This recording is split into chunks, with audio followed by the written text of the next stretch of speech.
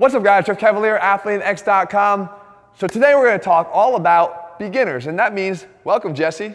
Oh, you took me out of hiding? Well, now you got a Seamus shirt on, so way to bust right back into the ATHLEAN-X videos. I love Seamus. Seamus, he's rocking his shirt. Today we're talking about the 6 biggest mistakes that beginners make, and I think it's very, very common. I think they're things that a lot of us make, or I wouldn't be covering them in this video, and I do think that we all continue to learn, right? So though it may not be, you may not think of yourself as a beginner, there's always something you can learn. And we've got guys who've been training for 50 years who watch this channel who I hope are saying, God, I learned something new today, or even in this video, I hope too. Yeah. So with that being said, let's kind of knock them out one by one, the biggest mistakes that beginners make that we can actually now start to change. You learn a lot of things by training with full range of motion. I'm talking about on your big compound lifts, right? Your basic lifts. And we'll get into that in a second too, the necessity of those. But you actually learn how to become more coordinated. You weren't the most coordinated person the first time you came in the gym. No, even as an athlete. I was going to say, the fact that you can go out and play your sport and be pretty decent at it in the process, but get in the weight room and it's a new skill. Yeah. So you get under the bench press bar and the bar starts going like this, right? Or God forbid you grab a couple dumbbells and the dumbbells start kind of wavering. Yeah. Right? I saw it. Right? Yes. It's not pretty, but we all do it, and I did it myself as well. One of the things that happens by training through full range of motion is you learn how to integrate multiple muscle groups, the ones that are all responsible for performing those compound lifts, to get them to actually execute the movement properly. And you do that through more and more strength as you build it up, and coordination. So full range of motion is great for that. Now, let's say you have an injury. I'm a proponent of actually using abbreviated range of motion sometimes to get around and train around an injury without having to forego training entirely. Right. But if you're a beginner, we shouldn't be injured yet, right? And I stress that, and that's one of the main things we're going to cover here as we build down through this video, is that beginners should be looking to fortify their bodies and build a really strong base that's also fortified against injury. You don't want to ignore the big lifts. And I talked about this concept before called exerphobia, right? And specific exercises sometimes generate more fear, especially for a beginner, than others. Let's talk about some of them. The squat, the deadlift, bench press. Yep. Why? Because when you go to the gym, you expect to be, expect to have a ton of plates on there, and you think everyone looking at you, you're like, oh, that kid's benching 95.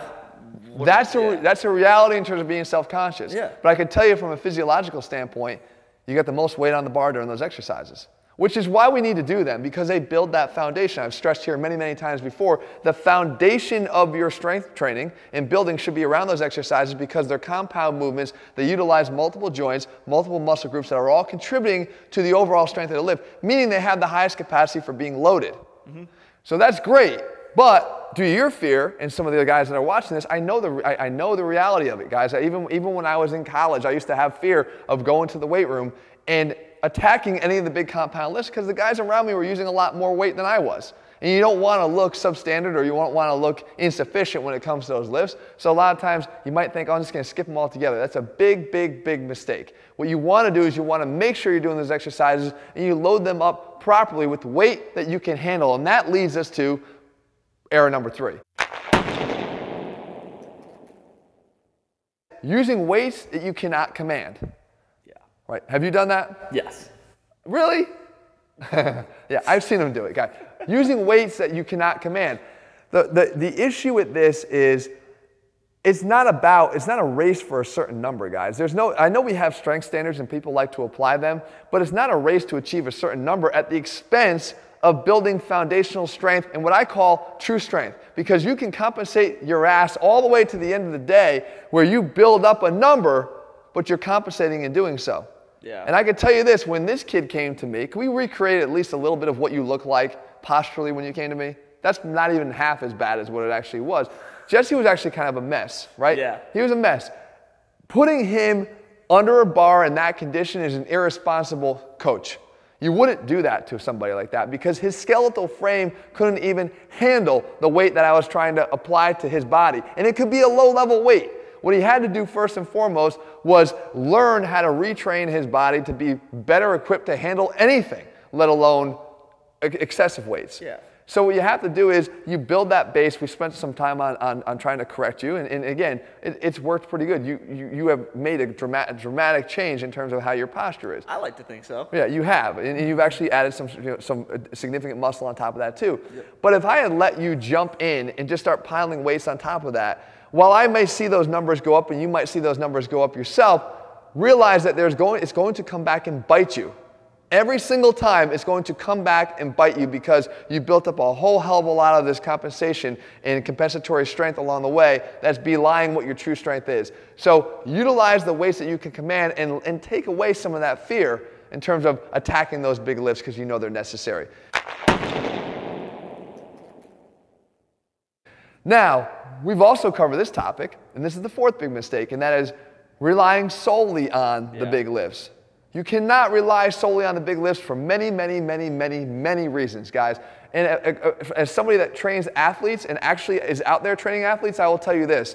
Relying on the solely on the big lifts at the expense of worrying about some of these other things, like we talked about with posture, but beyond that, training in multiple planes. Yeah. Because the big lifts themselves, the bench press, the squat, and the deadlift, are simply sagittal plane movements.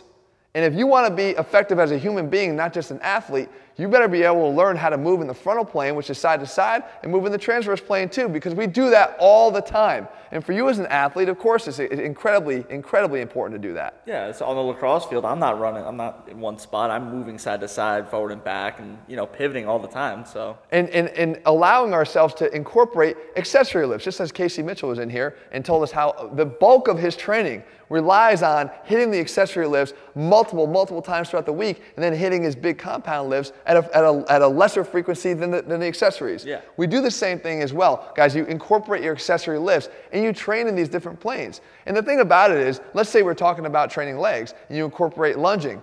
Just because you're sometimes moving in the sagittal plane on a lunge, if you're offset loading with one dumbbell on one side, you're actually training the frontal plane. So there are ways that you can incorporate training in multiple planes that still have you moving in the sagittal plane. You have to have an understanding of this, and I think it's a great opportunity for somebody as a beginner to expand their knowledge. Learn as much as you can about training so that you can become more effective and more diverse when you do hit the weight room. Right? It gives you an opportunity and appreciation for these things. I call this lazy training. A lot of times, as beginners, we lazily attack the exercises and the workouts we do. I covered this in a video with you before about your approach to the Bulgarian split squat with the single leg, right? Yeah. With the plyo. Yeah. Jesse was kind of coasting through that, and with just a little bit of attention and cues towards it, all of a sudden he was doing much more effort in the exercise, applying much more effort. His jumps were incredibly explosive, something that is good for Jesse with him as an athlete. But the fact is, if you're not prompted to do so, beginners will oftentimes just lazily hit their exercises. They don't attack their exercises. They don't squeeze the bar. When's the last time as a beginner when you grabbed the set of dumbbells or you grabbed the bar to bench press, you actually squeezed it as hard as you possibly could? You'll be surprised at how much more energy you can exert when you're actually forcefully getting yourself ready to perform the exercise. And again, it doesn't matter what I'm doing. I could be doing a row. If I'm going to do a row, I squeeze that bar, I pull back on the barbell, I'm executing the movement. I'm not just going from point A to point B. As a beginner, the biggest mistake you can do is think that getting to point B is the goal of the exercise. Yeah. No, performing the exercise with an exceptional effort to get to point B is what you should be attempting to do so on every exercise. And maybe that's going to cut short the number of reps you can do. Another thing I could say in here, we're actually going to throw this in as a bonus, stop counting. Don't obsess about counting your reps. Perform well-executed reps with high effort every single time, and that's going to go a lot further than any half-assed number that you're counting in your head. Our last thing here, and that is grip strength. And this is kind of a pet peeve of mine. It leads to, off of that last point, squeezing the bar. But a lot of times, guys, as beginners, will go out and hire a trainer. Mm-hmm. And I'm not against trainers, guys, because I've been there. I know how to, I train people. The fact is, people that go out and hire trainers as beginners and then let them rack all their weights for them, get all their dumbbells for them, put all their plates on their bars for them, are literally costing themselves some major benefits that come from being and doing that yourself. A lot of us have gone through the school of hard knocks, Jesse, me included. I used to train in my basement. I grew up training in my basement. I didn't have a trainer. I took all my weights. I had the bar fall on my chest like this during the bench press. Have to yell for my grandmother, who I lived with, and she said, you know, she couldn't hear me from there, so I had to do one of those, like let the bar fall and all the plates fall off the side. You do the roll down? I've tried all of them. I've been stuck in those situations before, but we've had to kind of go and we put ourselves through the paces ourselves. Right. The fact is, going and letting somebody start racking our weights, you're costing yourself a great opportunity to build and develop your grip strength, your forearm strength. That is going to set a huge foundation for attacking these big lifts as you go. You will be amazed at how much grip strength, hand strength, forearm strength will translate to your ability to deadlift more weight, to your ability to row more weight, to your ability to start adding more weight to those exercises where you can start to see the benefits as you get old. So there you have it, guys. 6 tips here for beginners. Actually, we had that bonus tip. The fact is, you can apply them even if you're not necessarily a ranked beginner. I mean, Jesse's making a transition. Who are you calling a beginner? I hit a 405 deadlift the other day. Man, you've changed. It's the fame. It's your fault. Right. You made me this way. His head doesn't even fit in this hat anymore. Well, good job on that. And over in the mid 150s now or something for body weight, right? Yep. So he's not the biggest guy in the world, but he's getting there, guys. And the fact is, everybody starts somewhere. I've said this a million times before.